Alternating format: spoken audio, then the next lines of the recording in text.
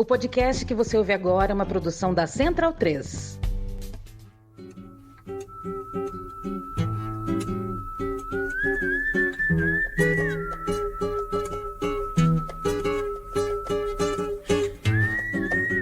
Salve, salve! Muito bem-vinda, muito bem-vindo a mais uma edição do Central Cine Brasil, programa de número 209, fechando esse trio de episódios diante sobre a Mostra de Cinema de Tiradentes. Convido todo mundo a ouvir o programa 207, uma conversa sobre a curadoria de Tiradentes com o Francis Wagner dos Reis, e o programa 208, que a gente gravou ainda lá em Tiradentes, com os primeiros destaques, os primeiros dias da mostra lá na cidade mineira. Eu sou Paulo Júnior, o Central Cine Brasil é uma produção da Central 3 e hoje o programa é dividido em 3 partes. Primeiro, eu vou passar pela Mostra Aurora, pelos filmes lá de Tiradentes, pelos premiados, dar um resumo aí, um balanço de fato do que rolou no evento. No segundo bloco, eu tenho a companhia de Bruno Graziano e Davi Correia para entrevistar o Marão, diretor da animação Bizarros Peixes das Fossas Abissais, que passou lá em Tiradentes e estreou no último 25 de janeiro em todo o Brasil. E na terceira parte eu volto com as notícias do cinema brasileiro. O filme vencedor da Mostra Aurora combina refinamento de linguagem com trabalho destacado de trilha sonora, fotografia e montagem a uma relação direta com a realidade que retrata. Sem ceder ao melodrama da comiseração, o filme mostra a ancestral violência brasileira contra os despossuídos. Pelo processo criativo comunitário, em escuta atenta da realidade, o júri oficial da 27ª Mostra de Cinema de Tiradentes concede o prêmio de melhor filme da Mostra Aurora para Lista de Desejos para Superagui, de Pedro João.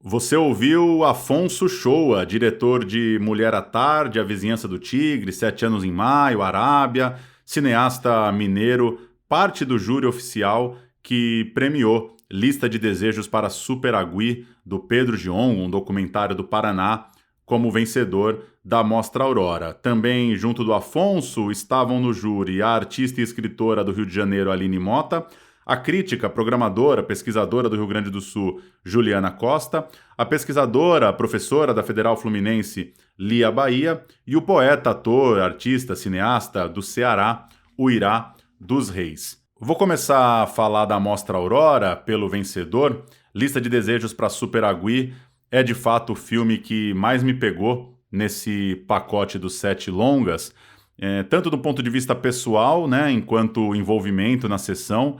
É o filme que eu mais me interessei do começo ao fim, que mais me prendeu e que eu mais gostei de fato de ter assistido. Mas também, pensando enquanto prêmio do júri, acho que tá de ótimo tamanho. Para mim, o Superagui, ele de certa forma resolve muito bem algumas questões que outros filmes deixaram pelo caminho nesse meio do trajeto entre documentário, ficção, talvez até uma ideia híbrida. O diretor, o Pedro, falou depois no debate que não quis chamar o filme de híbrido, mas também não consegue colocar uma categoria de forma tão firme sobre ele. Eu acho que tá de ótimo tamanho, acho que ele representa bem a Mostra Aurora e realmente tô de acordo com o júri.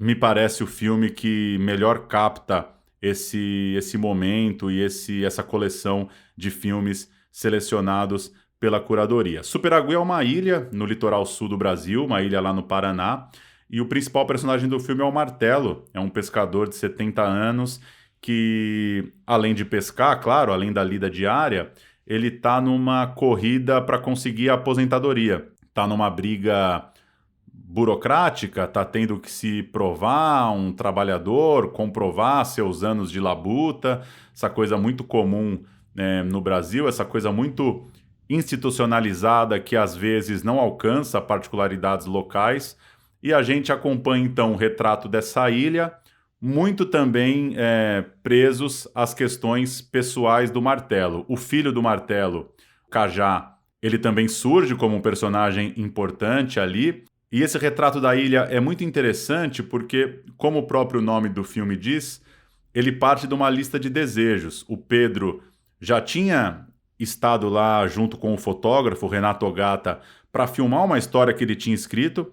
O roteiro inicial do Pedro tratava de uma certa busca por um ouro que podia estar enterrado ali, um suposto tesouro que circula, né, entre as pessoas que moram ali na ilha. E ele estava, né, captando, desenvolvendo essa história, rodando essa história, quando de repente ele se deu conta de que talvez não estava fazendo tanto sentido a história escrita por ele acontecer ali. Começou a parecer uma coisa muito dele para aquele lugar. E aí ele, de certa forma, rasga esse roteiro, desencana um pouco da construção dessa história em torno do ouro e brinca com a coisa da lista de desejos a partir de um decreto. Superagui é uma reserva, então ela tem uma série de regras específicas, né? Por exemplo, você não pode pescar na época da reprodução dos peixes, o que abala, afeta ali a economia local. Você não pode plantar, enfim, aquelas regras de áreas de proteção ambiental. E ele pega esses decretos e transforma em desejos. E aí é um exercício bem interessante de um roteirista, então, trocando um pouco, né? Saindo do texto do roteiro, indo para os desejos e construindo essa história a partir dos desejos das pessoas. Então ele vai ouvir, por exemplo, o Martelo. Quais são os desejos que você tem para Superagui?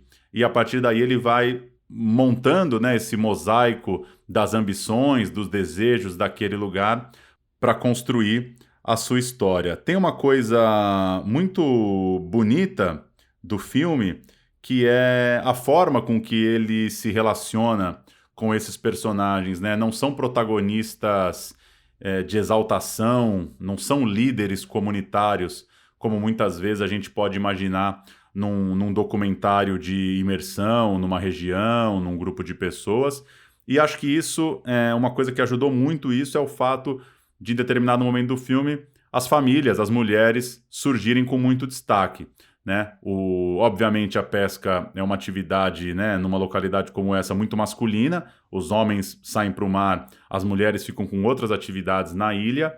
Em determinado momento, o Pedro vai registrar essas mulheres limpando a praia, participando ali de um projeto que é meio de voluntariado, mas meio também para ajudar em casa, e ele percebe uma grande liderança comunitária feminina, enquanto os homens estão quebrando a cabeça atrás do peixe, de arrumar o barco, de conseguir uma grana para construir uma canoa nova, coisa e tal. As mulheres estão articuladas naquele lugar também, liderando um pensamento sobre a forma de vida mesmo e a forma de organização.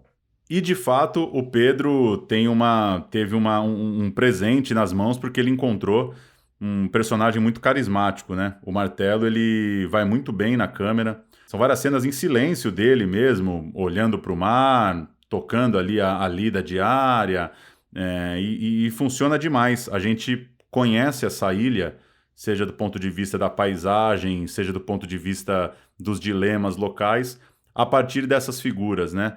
Eu conversei com o Pedro depois do debate do filme, perguntei para ele exatamente sobre a relação com esses protagonistas que parecem tão orgânicos, tão leves.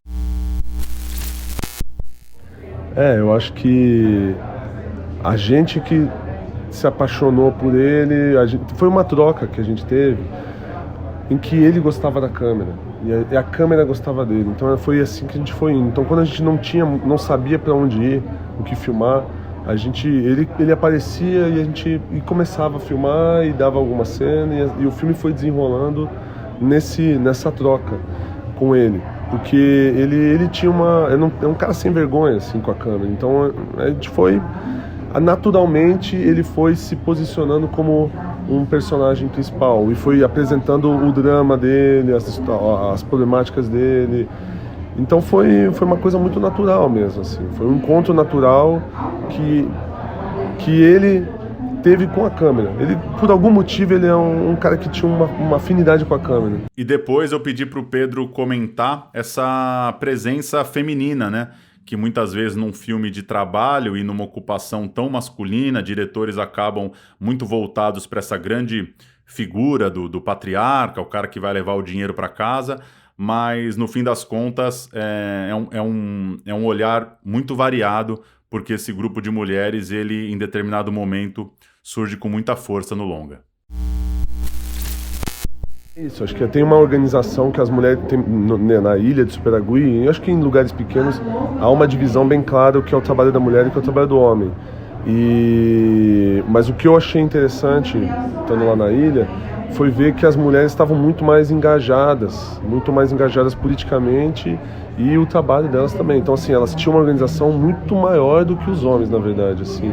E aí foi natural de pegar esse trabalho delas, porque era ali, assim, era o contraponto desse trabalho que a gente espera da pesca. No final das contas, os homens têm um trabalho muito pesado de ir pro mar, mas quem está segurando as pontas ali são as mulheres, né? E elas estão também reivindicando as demandas daquele lugar, assim. Então, eu acho que a gente queria pegar um pouco esses dois lados, assim, já que o filme acaba indo no protagonismo do Martelo, né? Mas eu queria ter esse momento de conseguir ver esses momentos coletivos, né? E aí, por acaso, eles centralizam bastante nos momentos das mulheres, que são mais coletivas e estão mais organizadas, estão mais politizadas. E os homens, enquanto isso, também, de alguma forma, o filme retrata que eles estão mais tentando enriquecer, de uma forma assim, estão fabulando ali de um universo. Então, é um retrato da ilha, mas que eu acho que mostra um pouco da sociedade como um todo, que as mulheres estão mais organizadas, elas estão mais atentas, estão mais cuidadosas, e os homens estão ali mais seguindo a regra padrão, né?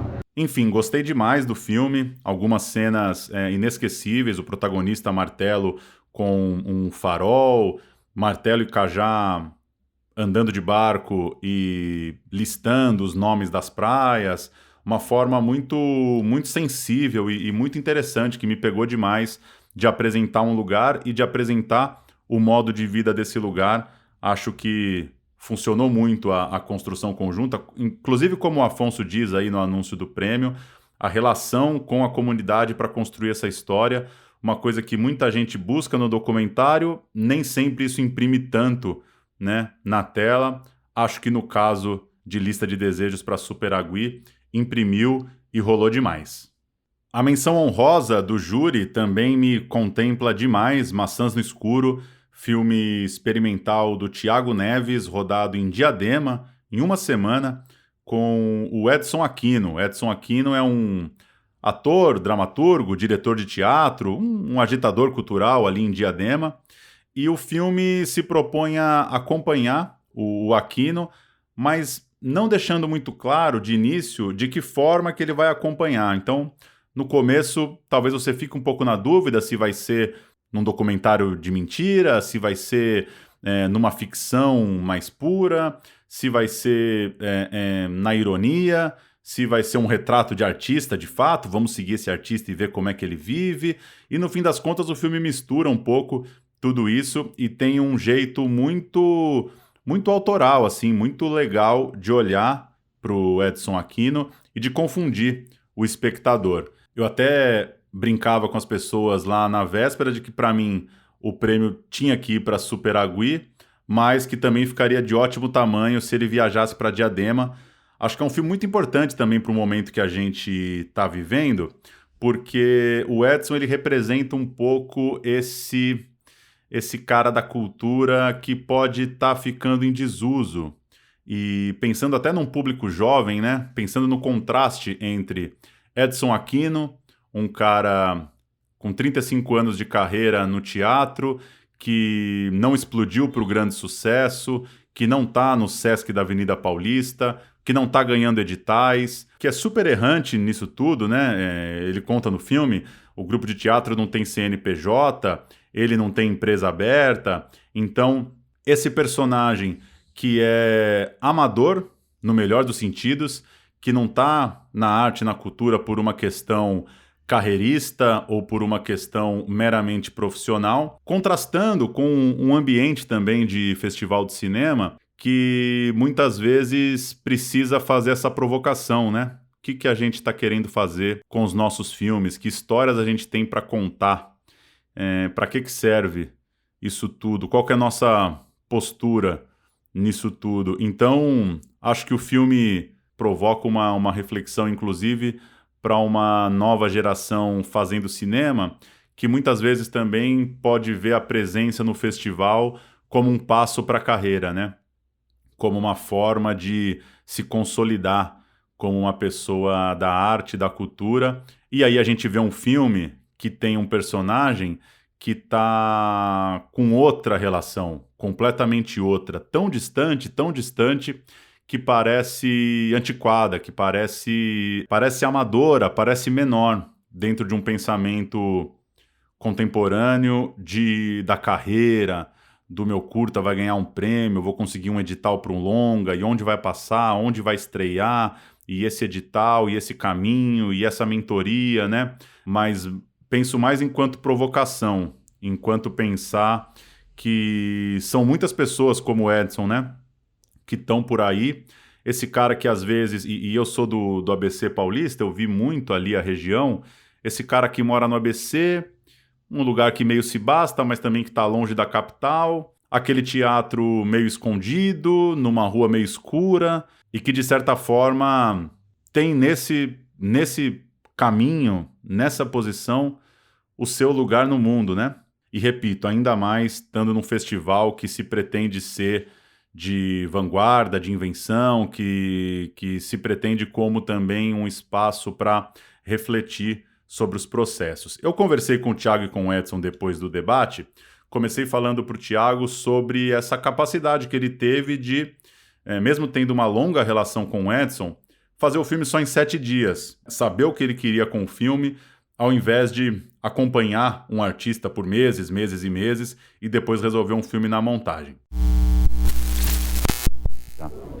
Porque inclusive o Edson, assim, e todos os personagens que estão ali no filme, eu conheço muito bem, assim, muito bem mesmo, assim, o Edson mesmo, a gente sempre se encontra, nesses 15 anos que a gente se conhece, a gente sempre se encontra.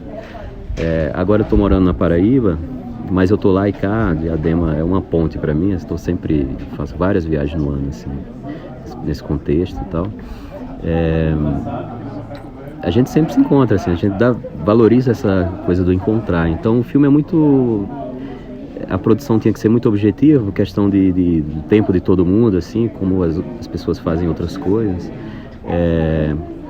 Então tudo foi captado bem objetivo, assim, por eu conhecer muito bem esses personagens e essas pessoas, né? Então eu sabia as limitações e tudo sobre eles, assim, então isso facilitou a condução do filme. E agora a gente ouve o Thiago e depois o Edson falando um pouco sobre o risco do filme, né? O filme, ele não começa muito fácil, mas eu acho que quem se deu a oportunidade de mergulhar na história conseguiu assistir um grande filme. Quis ouvir um pouco deles sobre esse risco, sobre esse filme também que não se coloca como alguém que vai pegar na mão e apresentar um personagem de forma mais convencional. Assim, desde do primeiro filme, o Cervejas tem um pouco isso também. Quando a gente faz o filme, a gente quem que vai querer ver esse filme e tal, né? Assim, mas se a pessoa conseguir entrar no filme ali e tal, assistir, ela vai ser recompensada de alguma forma no filme, né? Porque é um filme leve, assim, né? Mas talvez o público tenha que ser educado, assim, para esse outro tipo de cinema também, assim, sabe? E o filme brinca muito com isso, assim. Eu acho que ele consegue entrar na sessão e embarcar na história. Ela consegue ir até o fim, assim. Eu tava comentando com o Edson, assim, nem parece que o filme tem 2 horas, né? Edson falou isso, assim. Parece que é um negócio bem menor e tal. E eu acho que Tiradentes tem um papel importantíssimo, assim, nesse risco aí que a gente quis nesse filme, porque eu não sei se esse filme conseguiria estrear em outro lugar, assim, e a partir daqui talvez as pessoas olhem o filme com outros olhos, assim, né, com esse boca a boca e tal do filme, assim. Então esse lugar aqui é importantíssimo, assim, para esse tipo de cinema. É um filme que eu amei, quero ver, gostaria até de ver novamente hoje, né? Acho que é isso, quando você gosta muito de um filme, você revisita ele, né? E nesse caso, e que eu acho legal também, eu consegui manter um distanciamento de mim, né, enquanto personagem, né, porque ali para mim ainda é um personagem, não sou eu, né, embora, por dizer dessa forma, né, baseado em mim, com o cara interpretando a minha pessoa, mas, né, que de fato não sou eu, né, mas que tem elementos da minha vida ali que estão ali, que são de fato a minha pessoa, mas, né, quando você olha e fala assim, poxa, seria mais uma forma de falar assim, esse personagem parece comigo, né? Seguindo na Mostra Aurora, para falar de Sofia Foi, um híbrido, né, de São Paulo, de Pedro Geraldo. O roteiro é de Pedro e da própria Sofia, do título, a Sofia Tomik. É muito interessante como o filme se baseia muito na relação dessas duas pessoas mesmo. Eles estão rodando pela Universidade de São Paulo e é apenas Sofia e Pedro, né? Pedro com a câmera, Sofia interagindo com as pessoas, com o espaço, e acho que isso é um ponto muito interessante do filme. A fotografia, ela, como Sofia é uma personagem meio enigmática, meio misteriosa, que a gente, né, não tem um acesso tão direto e fácil a ela, Pedro vai pegando detalhes, vai fazendo uma coisa bem fechada no rosto. A Sofia trabalha como tatuadora, então vai para esses riscos e rabiscos e símbolos que vão aparecendo e percorrendo o filme todo. Tem um desenho de som, uma trilha sonora bastante impactantes, assim. A tenda lá em Tiradentes fez valer a sessão, porque é realmente tem uma riqueza de detalhes muito grande no som do filme. E uma coisa que chama atenção logo de cara é que dá para perceber que é um filme muito pequeno, eles estão sem autorização, sem luz, sem um ambiente controlado ali na Universidade de São Paulo. E eu comecei perguntando a Pedro sobre isso, assim, sobre nesse lugar que é tão gigantesco e é meio ermo, mas também remete a tantas coisas, que é uma universidade pública, né? E principalmente porque, por exemplo, tem uma cena de uma festa, uma cervejada pós-aula, assim, de universidade, e a direção, a fotografia, precisam encontrar ali uma forma de registrar a Sofia dentro desse ambiente. Vou começar por isso, assim, a gente era uma equipe muito reduzida, era só eu e Sofia, então isso ajudou a transitar de forma mais leve e de chamar menos atenção naquele espaço, né? Como a gente não tinha autorização, a gente tinha que meio se esconder, ou como era uma câmera pequena e só nós dois, não chamava muita atenção, assim. Então, também a gente não usou nenhuma luz, né? Foi também um trabalho de procurar a luz nesse espaço, né? Que é um espaço muito escuro, assim. E eu acho que na parte da festa tinha esse sentimento de ficção, né? Tipo, por mais que a festa estivesse acontecendo e que tinha um registro incontrolável do documental, a gente estava ali para fazer uma ficção. Então, até aconteceu algumas coisas de pessoas se aproximarem de Sofia para interagir com ela e a gente meio que, tipo, tirar isso do filme, assim, sabe? Para manter esse rigor, manter essa forma de olhar e manter o tom do filme, assim, né? Eu também perguntei sobre um filme de poucos diálogos, né? Qual que era o risco ali, enquanto direção, de repente fazer um filme hermético demais, um filme que dificultasse muito também a nossa relação com a história. É uma narrativa que a gente consegue acompanhar, né? A gente entende ali, a Sofia, ela fica sem casa para morar, ela tem uma relação com uma namorada, tem um certo desaparecimento ali em algum momento, mas se fala muito pouco, né? Quis saber um pouco mais disso, assim, dessa possibilidade de também ser silêncio demais. Vamos ouvir.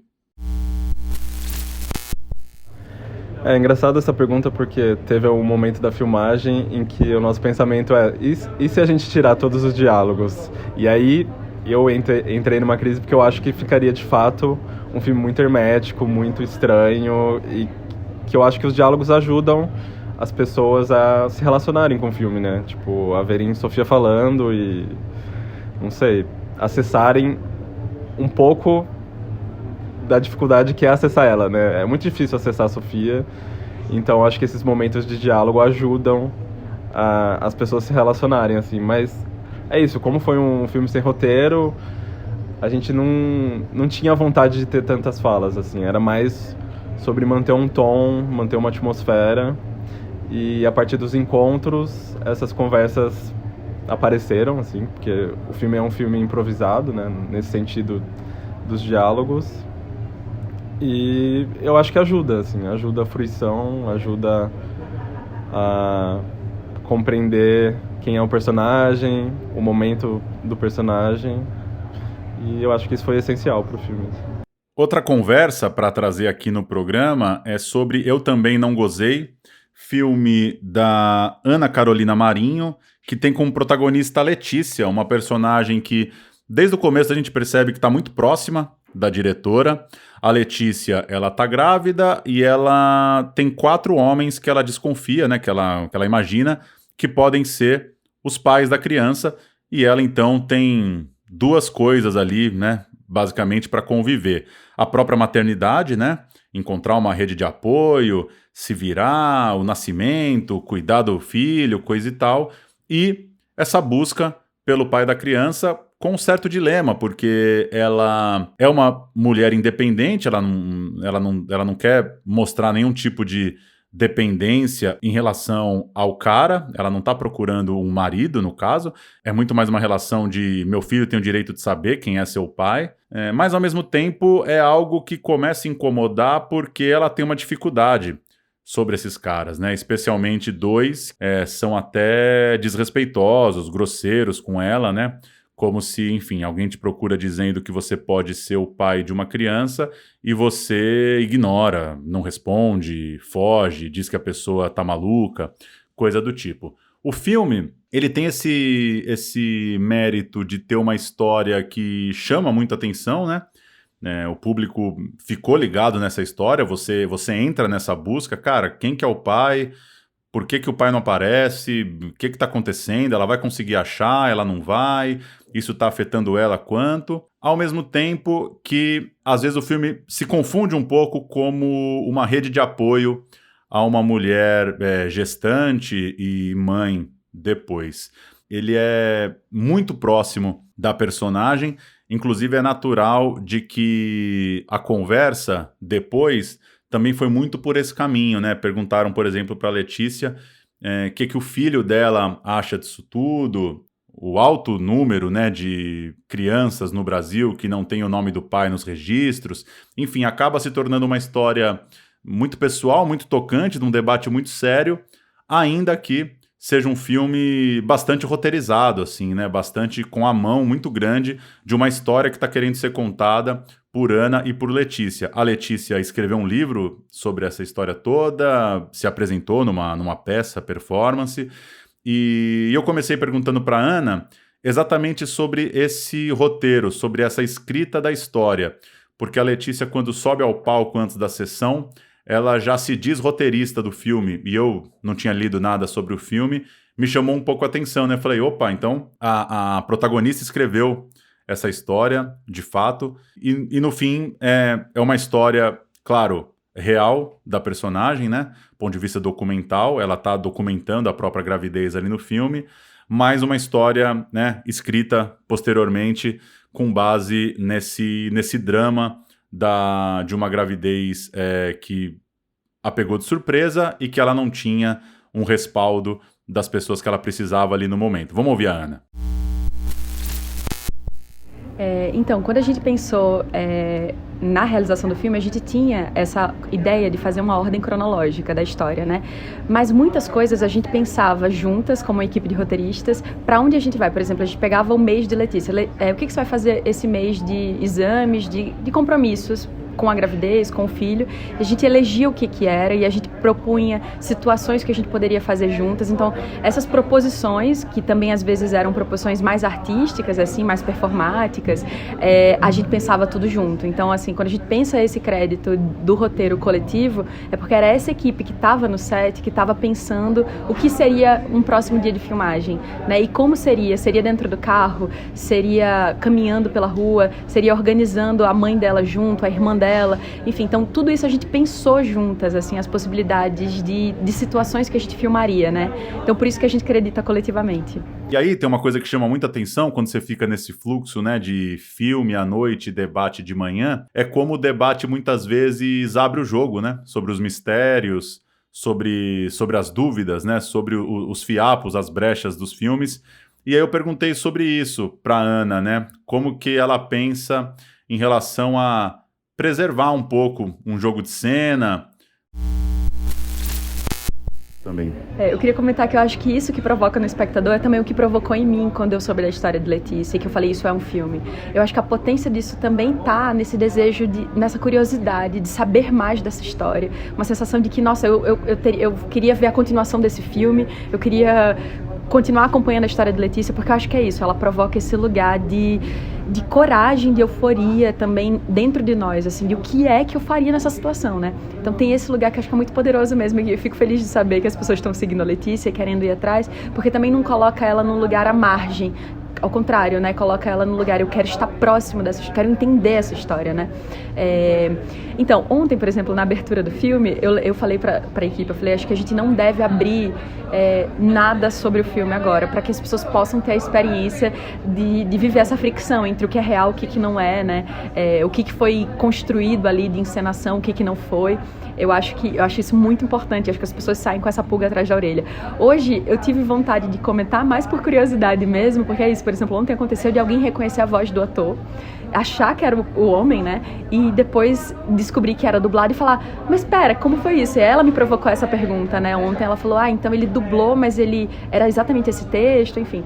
Então eu acho que essas coisas, assim, eu acho que as escolhas que a gente tomou pro filme causa essa dúvida no espectador do que de fato é real ali, do que foi encenado, do que a gente tá acompanhando de verdade ali, mas, assim, o que é verdade, né? É um pouco sobre isso também a pesquisa da Letícia pessoalmente, mas a nossa também, o que é uma autoficção, assim, né? Como a gente pode elaborar essa experiência, porque ao elaborar, a gente já tá construindo contornos que não necessariamente são isentos de nossos pontos de vista, né?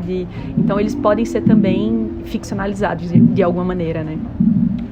E para fechar a Mostra Aurora, O Tubérculo, filme do Lucas Camargo de Barros e do Nicolas Tomé Zettuni, chamou muita atenção por ser um longa totalmente captado em Super 8, e como ele é um filme que trata de uma doença esquisita ali, né? Na verdade, o personagem volta de Portugal para o Brasil porque a avó dele morreu de uma doença em que você entra numa insônia, que você não dorme mais e acaba morrendo. O Lucas falou sobre isso, o diretor, na hora do debate, né? Um filme meio doente, né? Um filme cuja forma tenta também, né?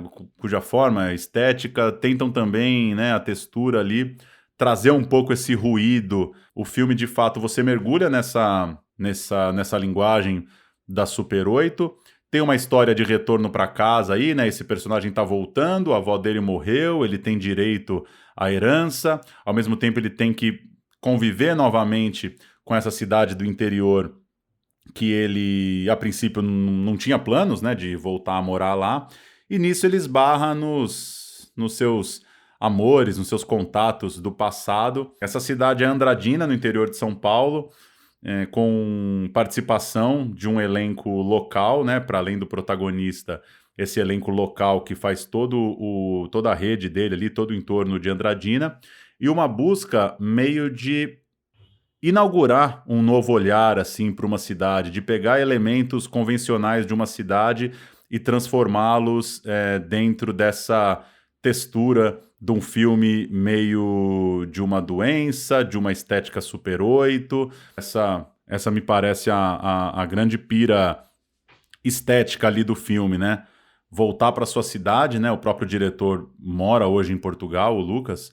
Voltar para essa cidade e olhá-la de outra forma. E por fim, 2 documentários, começando por Not Dead, filme do Isaac Donato, lá da Bahia. O Isaac faz um registro dos punks velhos lá de Salvador. Então, ele faz isso acompanhando a vida dessas pessoas hoje e tentando nos mostrar como que aquela herança do punk continua tocando essas pessoas. Seja um cara que hoje faz cerveja, seja uma mulher que hoje tem uma hamburgueria vegana lá no Pelourinho. E dentro disso, o personagem que mais aparece, pelo menos para mim, é o Ed, uma figura importante na história dessa cena, que ele é cego e ele trabalha com audiodescrição. E aí o Ed tá no filme exatamente fazendo a audiodescrição do filme. E aí, para além dessa brincadeira da metalinguagem, tem uma coisa muito interessante que é pensar quais são as imagens que a gente cria com a nossa memória, né? Como é que você descreve? Not Dead é o nome de uma loja, de uma casa, né? De um ponto de encontro que eles tinham lá em Salvador. Como é que você descreve esse lugar para quem não está vendo? Num ponto de vista físico ali, não tá enxergando, como também não está vendo do ponto de vista histórico, porque esse lugar não existe mais. Então, é um filme de uma forma muito rígida.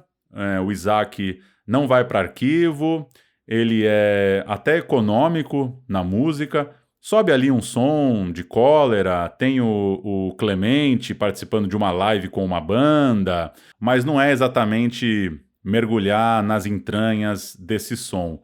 E para fechar, o filme que inclusive fechou a Mostra Aurora, o último filme de sexta-feira, Eros, documentário da Raquel Daisy Ellis. A ideia vou convidar pessoas a se filmarem no motel. E aí ela parte de duas coisas principais. Primeiro, o motel é uma instituição, ela vai chamar de instituição, né? Uma coisa muito brasileira, essa coisa de nível dos quartos, detalhes, uma coisa mais simples, mais de luxo, os elementos, os enfeites, o que você faz, né, nesse lugar, a decoração. Ela vai, né, isso já foi documentado, já foi reconhecido como algo muito brasileiro, muito próprio da nossa cultura, e ela vai começar a se interessar, né, tentar fazer uma pesquisa, uma lista de quais são os perfis dos visitantes dos motéis, né? Que tipo de coisa acontece ali? Encontros casuais, casais, gente que vai sozinha, gente que vai em grupo, gente que vai para fazer uma performance, gente que simplesmente só precisa transar e não tem um lugar para transar. Enfim, ela vai tentar, conversando com pessoas ao longo do tempo, entendendo o que faz as pessoas frequentarem tanto o motel. E ela até contou depois na conversa que, assim que ela chegou no Brasil, ela é uma britânica radicada no Brasil, ela conheceu uma pessoa e a pessoa falou, pô, vou te levar num lugar legal hoje à noite e tal. E a pessoa levou ela num motel. E aí isso chamou muita atenção dela, falou, pô, tem um barato, assim, de levar a sua parceira, seu parceiro, até um motel. As primeiras cenas, as primeiras duas histórias, elas funcionaram muito junto ao público. Foi uma sessão de altas risadas e suspiros por conta de ter personagens muito carismáticos. A partir daí, o filme, eu acho que ele cai um pouco, talvez um pouco porque a gente já fica meio acostumado com a fórmula, talvez também porque os personagens finais, talvez o último e o penúltimo, eles não têm tanto essa força do carisma. Me parece que eles estão lá mais para cumprir um determinado papel dentro da pesquisa da diretora, e isso em algum momento até se torna um incômodo.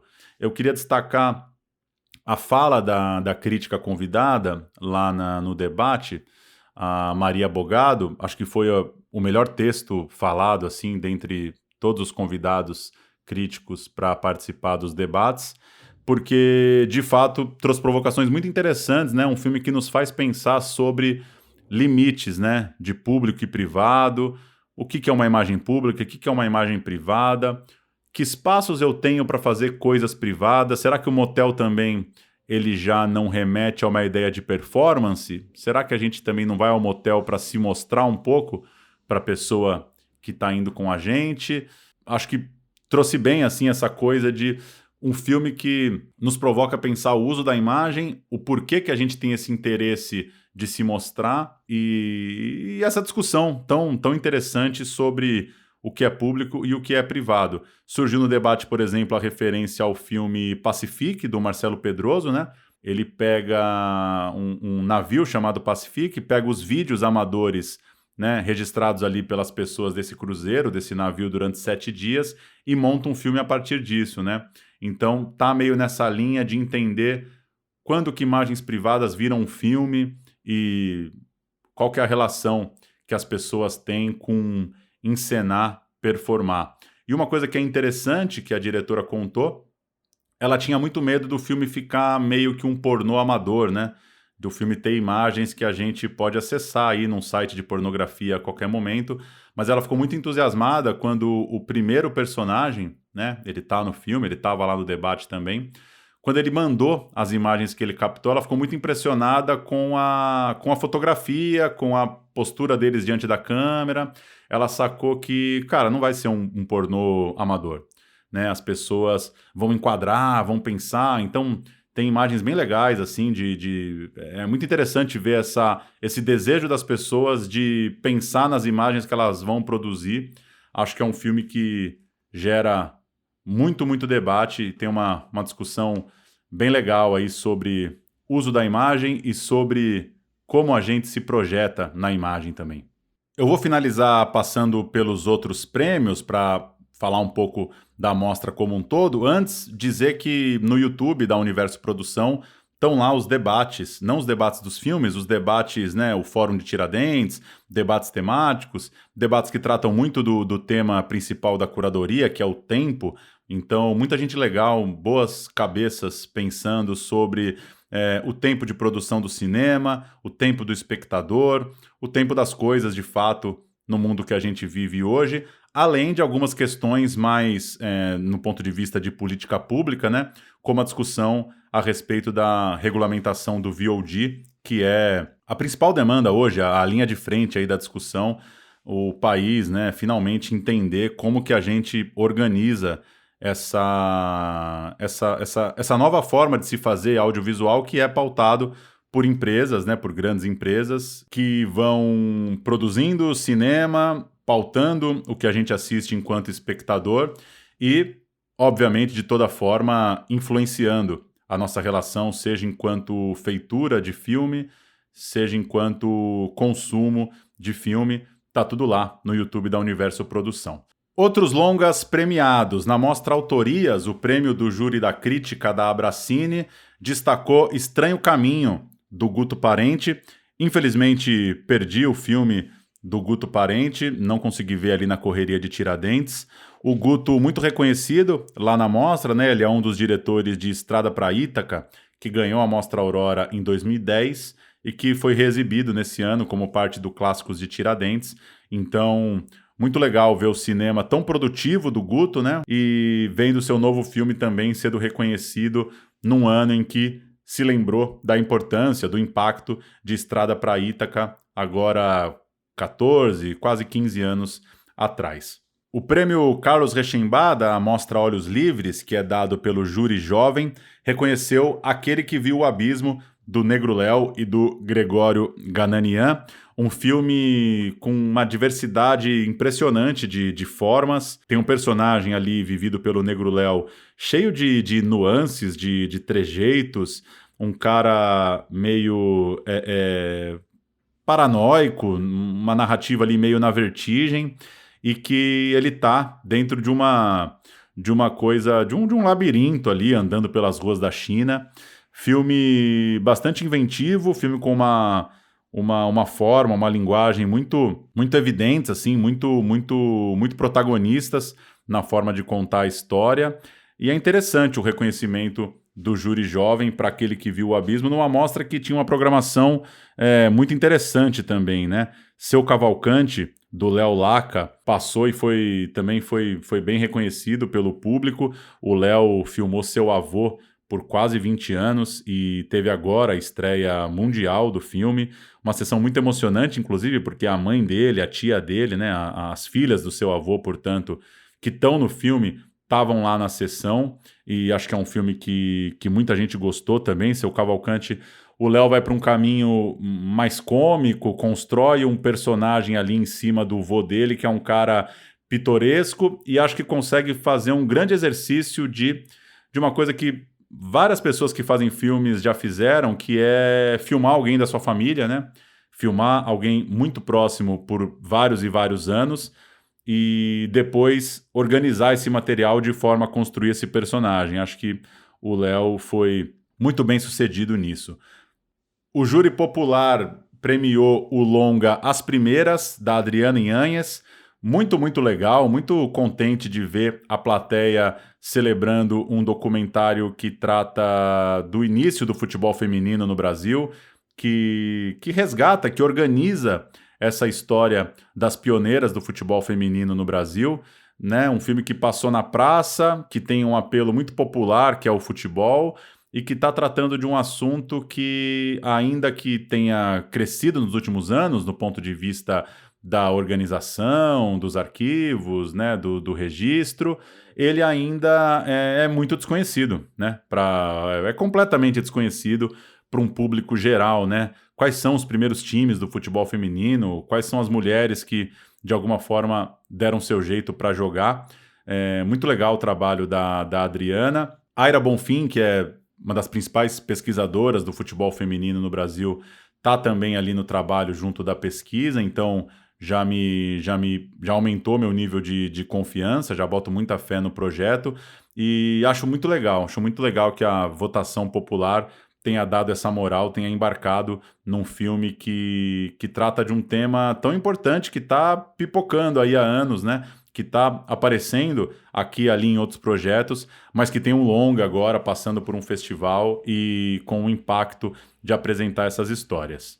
E para fechar com os outros prêmios, o júri oficial ofereceu o destaque feminino, o prêmio Helena Inês, para Querechu Martim, diretora de AGGVT Avaxi, lindo documentário que retoma ali o plantio das variedades do milho tradicional no povo guarani, né? Diante de um avanço da monocultura, a gente passa a conhecer uma série de alimentos de uma forma muito mais padronizada, sintetizada, e o filme mostra como que a partir também de rituais, de bênçãos, de um interesse ali afetivo dentro da aldeia, a recuperação da variedade dos milhos representa também uma resistência para aquele povo, para aquela comunidade. Filme muito bonito, filme muito legal de ter visto na telona e interessante, legal o reconhecimento do júri oficial.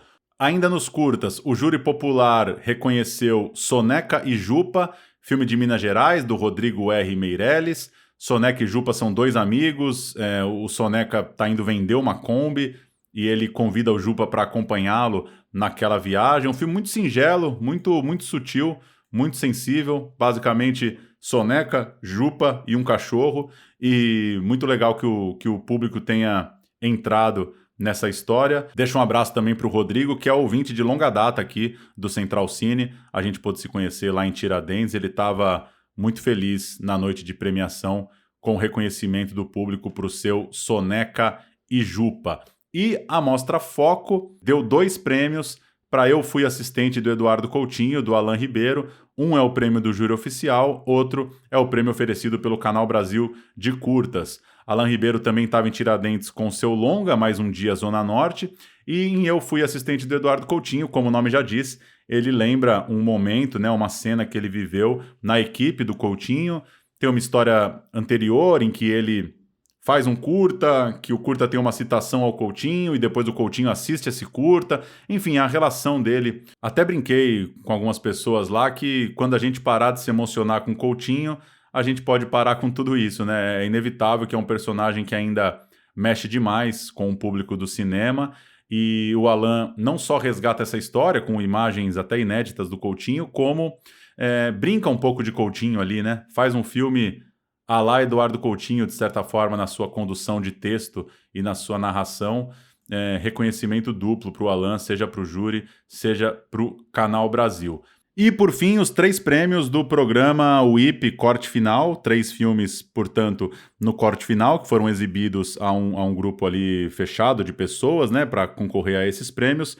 Os 3 vencedores foram Ausente, da Ana Carolina Soares. A Ana acompanhou uma escola pública, né, na retomada das aulas depois da pandemia, e ela está tratando ali principalmente da evasão escolar, né? Acompanhar uma temporada, um ano letivo de uma escola pública, né, ali ainda no contexto do novo ensino médio, inclusive, para fazer um retrato da educação brasileira a partir daquela escola no bairro Taquaril, em Belo Horizonte. Também foi contemplado o Novembro, da Milena Times, uma ficção de Pernambuco. tem a Janaína, uma personagem que está no primeiro ano da faculdade e está diante da chance de ser a primeira pessoa da família a ter um diploma, até que ela descobre que está grávida e começa a colocar, né, em perspectiva seus planos, suas escolhas, a relação com esse sonho e com sua família. E o terceiro vencedor nessa competição para os filmes em corte final, Sussuarana, da Clarissa Campolina e do Sérgio Borges, também uma ficção.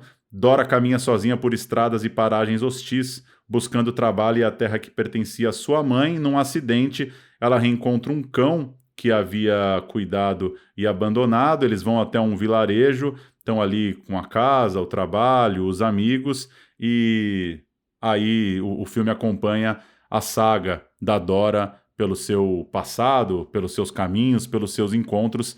Ausente, Novembro e Sussuarana, 3 filmes que veremos em breve, que estão aí contemplados, então, por essa seleção do corte final do IP lá em Tiradentes. Falei demais, vou chamar Bruno Graziano, amigo de longa data aqui do Central Cine, diretor de fotografia também, e também o Davi Correia, já participou aqui do Central Cine, é professor, sociólogo, toca o podcast Mundo Maastricht, também já tocou o Quadro Negro, voltado para um debate em torno da educação. Eles vão tocar a entrevista com Marão, diretor da animação Bizarros Peixes das Fossas Abissais. Filme esse que tem 3 personagens, né? Uma mulher com superpoderes bizarros, uma tartaruga com toque e uma nuvem com dificuldade para fazer chover. Essa é a loucura criada aí pelo Marão. Eu comecei falando para ele que a sessão em Tiradentes tinha sido muito cheia, muito bonita. Eu estava pensando, uma animação fora da competição, às 3 horas da tarde, e no fim o público comprou bem. E, à medida que os personagens mergulham rumo às fossas abissais, caiu o mundo lá em Tiradentes, choveu bastante lá na tenda, que felizmente resiste muito bem ao temporal, e eu brinquei com o Marão sobre isso. Ele começa falando um pouco sobre essa relação da chuva com o seu filme. Marão, Bruno Graziano e Davi Correia. Tudo bem, Paulo. Vou te falar antes de começar, uma curiosidade em função da chuva que você citou. Por alguma razão, em todas as nossas sessões em festivais, caiu um pé d'água. A gente estreou com esse filme em Portugal, embaixo de chuva. Eu fui em Cuba, no Festival de Havana, no final do ano, embaixo de chuva. Na Mostra de São Paulo, estava caindo um pé d'água. E eu sempre achei, como você citou em Tiradentes, que seria um fracasso de público, porque na hora do filme desabava esse temporal e parecia até uma peça publicitária intencional, porque é nas fossas abissais, é na água, mas e você está me dizendo agora que mesmo assim havia público. Aceitamos que o filme é de água, o filme é de água para todas as sessões que houver. Jogar para vocês, então, bater um papo aí com o Marão. Fala, Bruno. Fala, Paulo. Fala, Davi. Fala, Marão. Bem, primeira pergunta aqui, Marão. Conta um pouco sobre esse título e essa premissa, assim, essa singularidade, essa originalidade de uma animação 2D considerada nonsense, mas que, por mais incrível que pareça, ela tem uma narrativa que faz muito sentido, assim, né? Como é que você chegou até esse título e essa sinopse? Tudo bem, Bruno? Eu tenho 52 anos e isso quer dizer que nesses quase 30 anos trabalhando com animação, a maior parte do tempo, e principalmente a primeira metade, os primeiros 10, 15 anos, era com a animação encomendada, trabalho encomendado. No trabalho encomendado, e nos anos 90, 2000, era basicamente publicidade, propaganda. Tudo vem muito engessado, muito preso, muito já pronto. Você tem um model sheet com os personagens já definidos e você tem que obedecer como ele é desenhado de cima, de lado, rindo, chorando. Você tem um storyboard, que é a decupagem das cenas, já montado num animatic, no tempo exato das cenas. Tudo muito preso. Então, em paralelo a esse trabalho, nessas últimas 3 décadas, eu sempre fazia curtas-metragens. Sou fã da Mostra Tiradentes, fui lá com curtas, que em geral participavam da mostra infantil, né, com outras animações infantis, que não é o caso do longa. E no momento que eu ia pela primeira vez fazer um trabalho mais longo, até então, o curta mais longo que tinha feito tinha 15 minutos. Eu nunca tinha sustentado uma narrativa maior do que isso. E a proposta, sabendo que levaria 5, 6, 8, 10 anos na produção, a proposta era não ficar preso a um roteiro e um planejamento já fechado, mesmo que tivesse sido feito pelo meu eu do passado, por mim. Então, é uma linha bem simples de narrativa, um trio que atravessa vários lugares em busca dos cacos de um vaso. É uma linha bem simples, que me permitia improvisar as cenas. Eu tinha esses personagens soltos individualmente em vários bloquinhos, nesses muitos cadernos, bloquinhos com ideias e intenções de personagens que podiam ser um conto, uma história em quadrinhos, um curta de animação, e que eu misturei, mas eu misturei de uma forma a me dar liberdade. É um longa, mas é um longa de baixíssimo orçamento e bastante simples e esquisito, feito nos moldes de uma produção de um curta-metragem. Quando você faz um filme em longa-metragem que tem 1 hora, 1h30, é um volume muito grande de trabalho. A gente fez 200 mil desenhos. Em geral, isso demanda uma equipe de 50, 100, 150 pessoas. O intuito aqui era, ao invés de eu dirigir animadores e animadoras, nesse momento que pela primeira vez eu tenho a possibilidade de fazer o primeiro longa-metragem, eu não queria passar a animação para outras pessoas. Era a parte mais divertida do trabalho. Eu queria animar pelo menos metade do filme por minha conta. Era tudo animado à medida que o filme era feito. Quando a gente tinha 5 minutos, eram exatamente os primeiros 5 minutos. Isso não é, Bruno, não é a maneira profissional, tá? Esse é um jeito bem irresponsável de se trabalhar, animando de forma teatral, evoluindo, avançando a história e o design dos personagens à medida que a gente também desenhava o personagem. No longa, aquela tartaruga foi desenhada 5, 10, 30 mil vezes. Então, eu achava o fim da picada definir todo o model sheet, toda a forma como ela deveria ser desenhada antes de começar. Isso vai acomodando à medida que você vai animando, à medida que você vai desenhando. E se você, não sei se vocês, não sendo animadores, reparam que às vezes varia o traço, porque quando a Rosária e o Fernando Miller desenhavam, eles tinham liberdade para acomodar no traço deles também, que é meio que um pecado para a animação comercial, proibitivo, mas que eu sempre acho uma bobagem, assim, você podar o estilo, o traço de cada um. Cada pessoa, o Wesley, que fez a pintura de mais de 100 cenários, ele pintava da forma que é o estilo próprio dele. E quando eu pintava os cenários, ou a Rosária, variava também. Devolvo até a pergunta para o Bruno.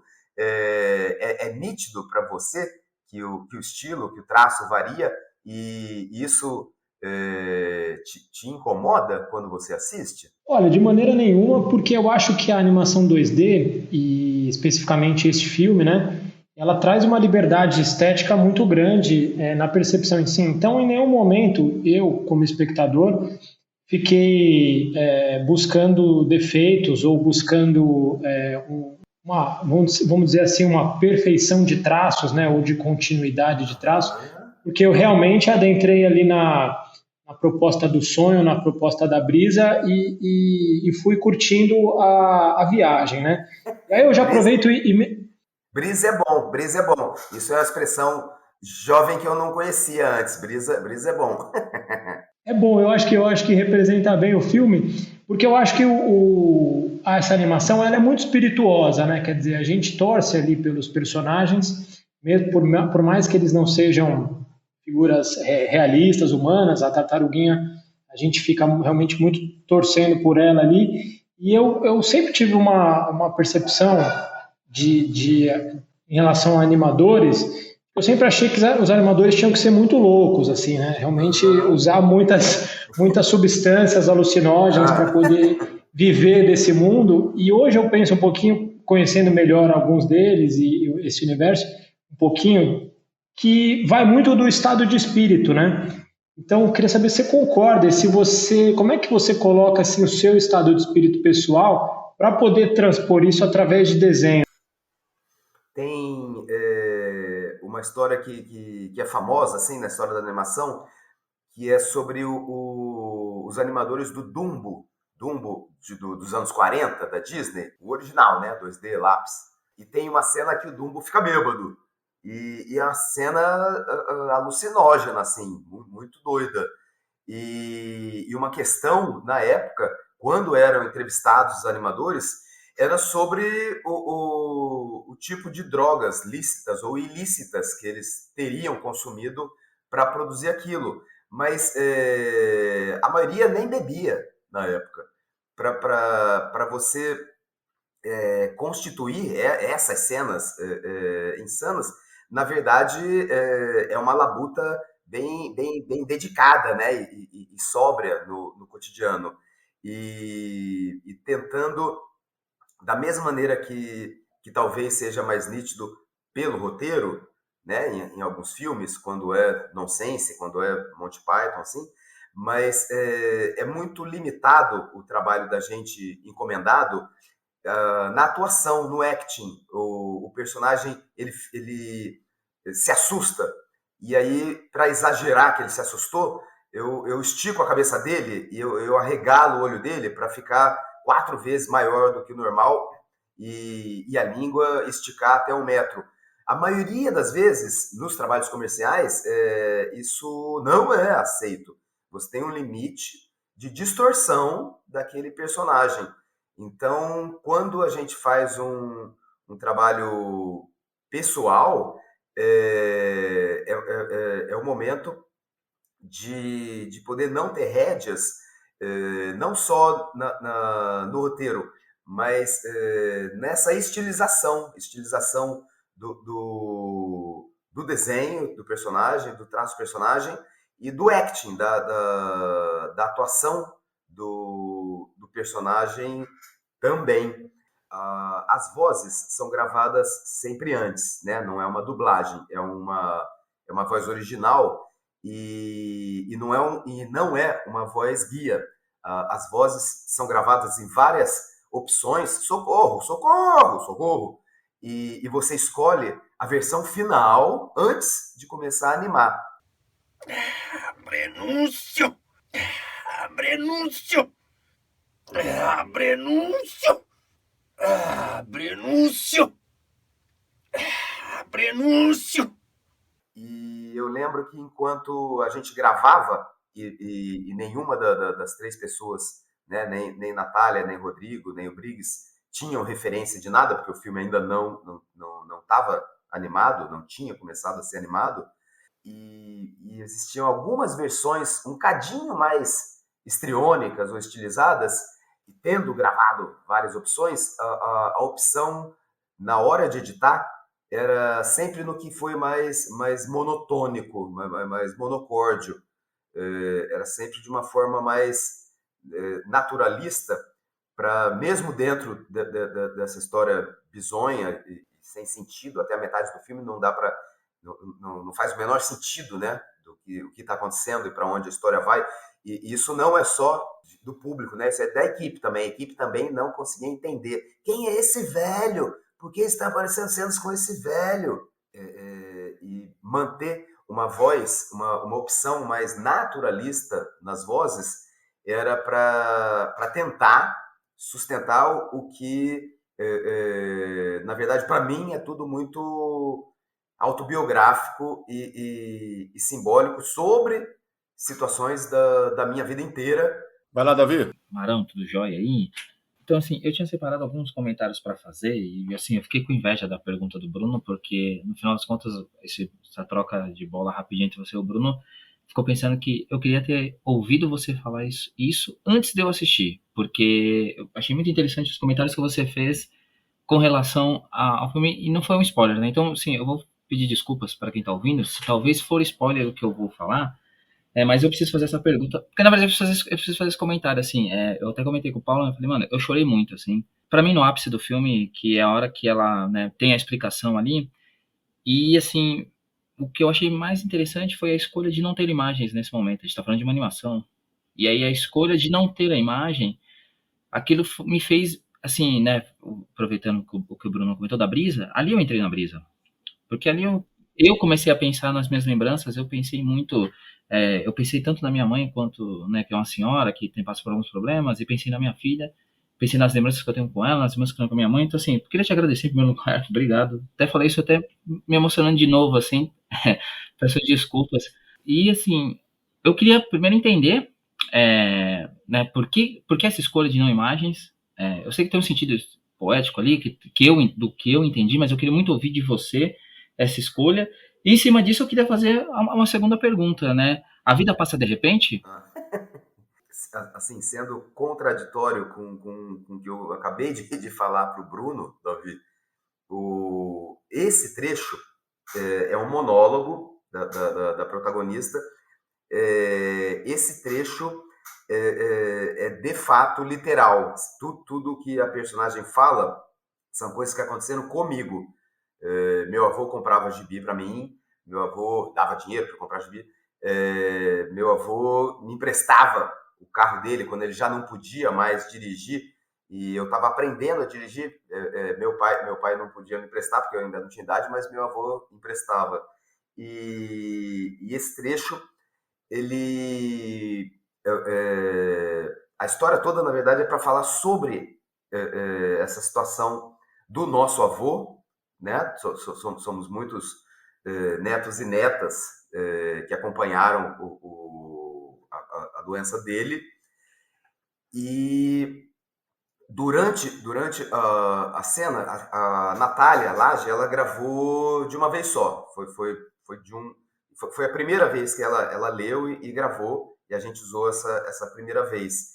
E eu assistindo o filme com outras pessoas, fico bem comovido e surpreso, porque é uma história que para mim era muito pessoal, mas eu não sabia que isso é tão comum com tanta gente, com tantas famílias, assim. Não achava que era tão comum. Era uma coisa que eu queria contar, mas como uma situação da nossa família. E quando a gente tinha o trecho pronto, algumas pessoas perguntavam: você vai colocar fotos do passado e tal? Eu não queria que você, assistindo, tivesse a referência dessa história. Na verdade, era para falar da memória, mas com a tela toda preta, sem imagem nenhuma, apesar disso ser também contraditório e paradoxal com um filme de animação, onde a priori, de maneira convencional, a imagem é o que deveria ser o foco principal, mas a intenção é que cada pessoa talvez lembrasse da vida dela, né? Não da personagem que está vendo, mas do histórico de coisas que aconteceram com eles, com elas, né? Com as pessoas que estão assistindo. E essa frase a vida passa de repente, de novo, assim, da mesma forma que eu não inventei nenhum peixe abissal, todos os peixes, por mais bizarros, bizonhos, esdrúxulos, insólitos que sejam, existem e e a partir de documentários eu ia redesenhando os peixes que existem. Essa fala, A Vida Passa de Repente, é uma fala do meu avô. Eu tinha uma câmera VHS quando eu tinha 25 anos, e durante as férias, eu resolvi gravar minha bisavó, que ainda era viva, meu avô, minha avó, e eu perguntava para eles, durante o tempo da fita VHS da época, né? Durante 1h30, 2 horas, vô, onde você nasceu? Onde você estudou? Quando você casou? E aí deixava eles falarem. E nesse VHS do meu avô, que eu acho que eu tenho que digitalizar para não perder, que já deve talvez estar mofando, no final dessa 1h30, dele contando e lembrando do casamento, dos filhos, dos netos, de quando foi para a guerra, para a primeira guerra, e no final ele me perguntou, no final isso a gente tem gravado, né? Ele me perguntou quantos anos eu tinha, e aí ele disse, né? Ele falando para ele próprio, né? A vida passa de repente, quando a gente vê, passou a vida da gente. E assim, é muito louco pensar isso, porque no episódio anterior desse podcast, a discussão com o curador do Festival de Tiradentes foi exatamente sobre o tempo e sobre como a gente constrói lembranças a partir do tempo, e como hoje em dia o tempo, né, é usado de maneira muito mais acelerada. E assim, e essa coisa de você construir a sua lembrança a partir ali do momento em que você compra o filme, né? Eu até, assim, pensei que o mergulho deles, o nosso mergulho nas fossas abissais é anterior, né, aos personagens, porque a gente mergulha naquele momento ali, assim, e depois a gente vê eles lá dentro, assim. Então, eu particularmente comprei essa ideia e embarquei nessa ideia para entender o filme ali. E aí eu tenho só mais uma pergunta, que na verdade é o seguinte, é algo mais básico mesmo. Você comentou sobre os sketches, né, sobre o desenho, e aí eu reparei no desenho, porque quando eu fiz aula de desenho, eu tentei desenhar uma vez na vida, né, e a gente ficava muito fazendo as formas, né, e eu vi que tinha alguns momentos que aparecia a forma, né, ali como se fosse o rascunho mesmo, o círculo para fazer o joelho, para fazer o pé, fazer o rosto, e em alguns momentos não aparecia. Qual que é o seu traço ali? É o que aparece, os traços de base, ou não?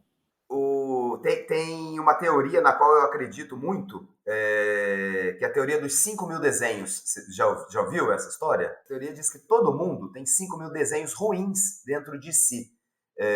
Quando a gente é criança, todo mundo desenha, e sei lá pelos 8 anos, em geral a pessoa para de desenhar. E quando está com 22, 27, tenta fazer um sketch da fachada da casa para explicar alguma coisa pro arquiteto, e aí não consegue, né? Tá desenhando pior do que aos 8. Aos 8, pelo menos, desenhava todo dia. Então, o ponto é que todo mundo tem esses 5.000 desenhos ruins dentro de si, e você tem que se livrar deles. E contam esses de quando era criança também. Você vai desenhando até o momento que, depois dos 5.000, o próximo desenho seu vai ser ótimo. Mas, assim, são 5.000 cachorros, 5.000 casas, 5.000 cavalos, 5.000 árvores, 5.000 de cada um, como uma pessoa que pratica piano, sax ou corrida. Eu desenhei a lápis de papel, e o rabisco, o sketch, o rascunho que a gente faz, geralmente quase 100% das vezes, para o cliente, depois que é aprovado, vai para outra pessoa que faz o clean-up e faz a arte final, e passa essa linha limpa.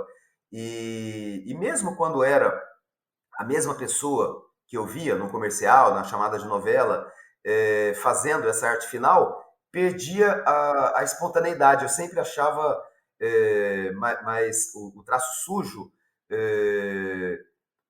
mais poderoso, mantendo mais o movimento, que é o próprio movimento da sua mão. Enquanto você vai desenhar a cabeça, você rabisca um círculo ali várias vezes até encontrar o tamanho, a proporção, a dimensão que te apetece, né, daquela cabeça, do nariz. Eu fazia no papel e tinha essa intenção, nos curtas era assim também, em não limpar, em manter o traço sujo. Rosário e o Miller, eles à distância, eles não fizeram exatamente no papel, eles fizeram no TV Paint, que é um programa que simula, é a mesma lógica do papel, mas eles estão desenhando com a Cintiq, usando um pincel digital que simula a cara de grafite. E no caso do Miller, a gente faz assim, o personagem vai pular. Então, eu desenho o personagem parado, faço outro desenho que é antecipação, faço outro último desenho que é o personagem lá no alto, na posição mais alta, extrema. Se essa cena vai durar 1 segundo, 1 segundo são 12 desenhos para 24 quadros, 12 segundos, 12 desenhos. Então, o primeiro, desenho 1, ele está parado, em repouso. O desenho 6, ele está antecipando. O desenho número 12, ele está no alto. Esses desenhos são mais sujos, então, eles mantêm o rabisco maior. Na mesa de luz, colocando 1 em cima do 6, eu faço 3. Eu faço os desenhos intermediários, os intervalos. Em geral, esses acabam sendo mais limpos, porque são desenhos mais próximos. É um trabalho onde eu não estou mais inventando, eu estou quase sistematicamente intervalando, né, fazendo os intermediários. Então, o meu traço, o da Rosário e do Miller, os 3 têm esses momentos sujos e tem os momentos mais limpos do keyframe, do desenho-chave e da intervalação. A maneira, talvez, para você identificar quem fez, é que o Miller e a Rosária desenham muito melhor do que eu. Então, as cenas mais difíceis são deles. Só registrar aqui antes de passar para um comentário final do Bruno, do Davi, seja uma pergunta ou um comentário. Bizarros Peixes das Fossas Abissais estreou no último dia 25, na última quinta-feira, em 20 cidades. Registrar que os curtas do Marão, né, segundo leio aqui no seu site, foram selecionados para 658 festivais de cinema, rodaram por mais de 40 países e bateram em 124 prêmios. É uma longa carreira nos curtas, portanto, até chegar aqui. A gente está gravando durante essa primeira semana nas salas, a ver na próxima quinta-feira como que segue o filme em cartaz, mas feliz de ver que uma animação brasileiríssima, conseguindo chegar em 20 cidades, não é pouca coisa. Eu nunca achei que eu ia conseguir, na vida, terminar um longa. Para minha geração é muito raro, era muito raro alguém conseguir fazer um longa das pessoas que têm 50, 60 anos. E mais difícil ainda, nunca imaginei conseguir entrar em cartaz. Assim, estou muito, muito chocado e grato. Assim. Para mim é uma surpresa gigante estar em cartaz. Ô Marão, e daqui para frente, você seguirá com o trio, ou quarteto, né? Mão, lápis, papel e coração? A intenção é continuar fazendo o que era uma mistura de situações pessoais, sejam autobiográficas ou de pessoas que eu conheço, situações afetivas, pessoais, misturadas com o Discovery Channel, que sempre me apeteceu muito, como é o acasalamento dos camaleões, a cópula das girafas, como são os peixes abissais, e podendo desenhar, sempre tive essa gana do exagero. Então, a intenção seria, se eu conseguir fazer outros filmes, e o intuito próximo é alternar sempre com curtas, apesar de a gente estar lançando longa-metragem, o formato, na minha opinião, o formato nobre da animação mundial sempre foi o curta, que é onde a gente efetivamente pode testar, experimentar. Valeu demais, gente. Marão, te agradeço pelo tempo, pela paciência aí, pela vontade de compartilhar tudo isso com a gente e torcendo para o filme seguir se espalhando aí nas próximas semanas, depois, claro, chegando em plataformas digitais também, alcançando outra galera. Te agradeço pelo papo com a gente e sucesso aí na jornada com o filme. Brigadão, Paulo, Davi, Bruno, brigadão.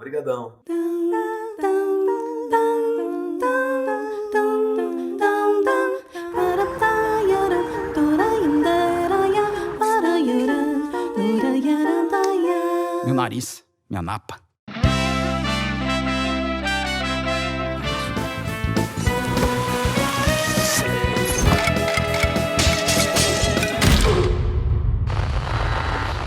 Todas as mulheres nas obras de Clint e Muchá foram substituídas por bodes.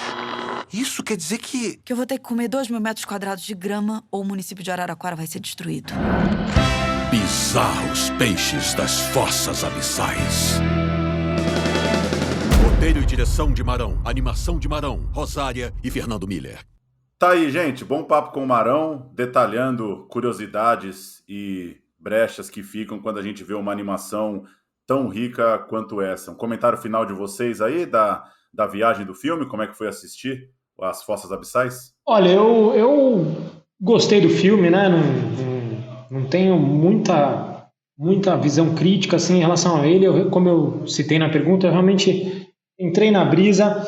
Eu fiquei com vontade de perguntar uma pergunta óbvia, que eu acho que muito parte da imprensa está perguntando, que é a participação do Rodrigo Santoro, mas achei que deixei para outros meios, né? Quis entrar mais aí nesse processo criativo. Eu acho que o Marão contou um pouquinho de como ele trabalha, um animador raiz, né?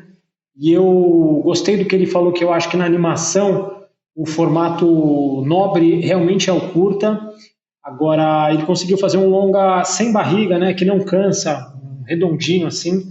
E como o Davi falou ali, o filme tem um momento que chega a ser emocionante, né? Bastante ousado em termos de linguagem para uma animação. E feliz com a animação 2D brasileira, de um cara que já tem uma trajetória, mas também não é nenhum bambambam, chegando ao circuito assim com essa repercussão. Bruno, Paulo, então assim, ó, eu vou fazer uma pergunta para vocês aqui. Você falou sobre brisa, né? A gente ficou pensando muito nisso, assim. Eu queria que vocês dois, então, pensassem comigo, assim, qual que é a maior brisa dentro do filme ali para vocês? Rápido. Para mim, até o que ele citou, para mim, capricho ali para construir os peixes. Fiquei muito curioso de saber se eram peixes reais. Ele contou que sim, né? Imaginava que sim, claro, uma pesquisa, um tipo de trabalho que obviamente demanda uma pesquisa, mas eu fiquei fascinado pelos formatos dos bichos que ele consegue representar no filme. E eu achei as reviravoltas, assim, eu sempre fico muito impressionado, assim, com essa capacidade de através do nonsense, contar uma história numa animação como essa. É muita pequena reviravolta, né, que só o lúdico da animação permite mesmo, né, um voo, um mergulho, uma esticada ali, enfim, não é nada específico. Para mim, realmente foi meio que esse conjunto da obra. E alguma coisa que eu gostei, acabei não comentando também, é o começo do filme ali, que como a gente compra o personagem, a tartaruga ali, com sua vontade de organizar tudo ali, assim, que chega uma hora que a gente tá na aventura ali, assim, depois de repente o clima muda totalmente, né? Ele vira uma outra brisa também. Eu gosto também muito de, logo no começo, o filme ter uma referência a Nilópolis, né? Por conta de firmar também essa animação de característica brasileira, né? É muita gente que diz que assiste muita animação, mas que talvez nunca tinha ido ao cinema assistir uma animação nacional. Eu gostei também de marcar de cara esse aspecto local no texto do Marão. O curioso é ele falar o lance da autoralidade, né? Como ele consegue fazer uma história bizarra, nonsense, mais de elementos universais ali, mas que, no fundo, tudo é autoral, né? Do autor. Então é uma animação ali que não tem... Ele não faz uma terapia, mas ele coloca elementos da autoralidade dele. É isso. Então acho que tem quem está ouvindo aí que não assistiu ainda até o momento da audição, vá assistir, vale a pena. Se for alguma pessoa com alguns temas sensíveis, também leva ali o seu lencinho, se prepara para se dar uma emocionada também, e depois também comenta aí que brisa que teve assistindo, né? Pode comentar aqui com a gente, pode comentar nas redes sociais aí, enfim, fiquem à vontade. Valeu, gente! Valeu, Paulo, valeu, Davi. Valeu, Bruno. Paulo, é nóis. Uma mulher, uma tartaruga, uma nuvem, com as vozes de Natália Lage, Minha bunda é um gorila, Rodrigo Santoro, Tudo errado, tudo confuso. Guilherme Briggs. Eu não sou uma nuvem de tempestade. Dá um giro pelas notícias, falamos bastante da Mostra de Tiradentes, então vale lembrar que alguns curtas estão disponíveis até 9 de fevereiro no Itaú Cultural Play, parceria entre a plataforma e o festival. São eles Ramal, de Igor Gomes, Até o Último Sopro, de Benjamin Medeiros, Jaci, de Bruno Lobo, Rei da Ciranda Pesada, de Cíntia Lima, Kila e Mauna, de Ela Monstra, e Fantasmas, do André Novaes, gratuitos lá em itauculturalplay.com.br. Antônio Pitanga será o homenageado da próxima edição do Festival de Cinema Brasileiro de Paris, que acontece no final de março, com várias exibições que contam com esse ícone do cinema brasileiro no elenco. Ele também voltou a dirigir recentemente, rodou Malês no ano passado, um filme que tem seus filhos, inclusive, Camila e Rocco, e trata, como diz o nome, da revolta dos malês. Tá rolando o Pirinópolis Doc, lá em Goiás, retorno depois de ter sido lançado em 2015 e ficar 4 anos parado por falta de recursos. O filme de abertura na última terça, dia 30, foi Otelo, o Grande, de Lucas Rossi dos Santos, e agora no final de semana ainda exibe, por exemplo, A Câmara, Cristiane Bernardes e Thiago Amaral, Neyrude, da Fernanda Faia, Nada Sobre Meu Pai, da Suzana Lira, entre outros. Legal, a volta do Piridoc. E saíram os vencedores do prêmio APCA 2023, prêmio da Associação Paulista dos Críticos de Arte. A lista para o cinema ficou assim: melhor filme, Retratos Fantasmas, do Kleber Mendonça Filho. Melhor direção para Paula Gaetan, por Luz dos Trópicos. Melhor roteiro, Noites Alienígenas, Sérgio de Carvalho, Camilo Cavalcante e Rodolfo Minari. Melhor atriz para Vera Holtz, por Tia Virgínia. Melhor ator, a dupla Juan Paiva e Lucas Penteado, Claudinho e Bochecha em Nosso Sonho. Melhor documentário para Incompatível com a Vida, da Elisa Capai. Melhor fotografia para Joana Pimenta, pelo ótimo Mato Seco em Chamas. E a votação foi feita por Flávia Guerra, Francisco Carbone, Luiz Carlos Merten, Orlando Margarido e o Walter César Adeu. Então é isso, fechamos nosso trio de programas diante da Mostra de Cinema de Tiradentes. Seguimos tocando as últimas do cinema brasileiro contemporâneo toda quinta-feira no Central Cine Brasil, no seu tocador de podcasts. Até semana que vem, tchau!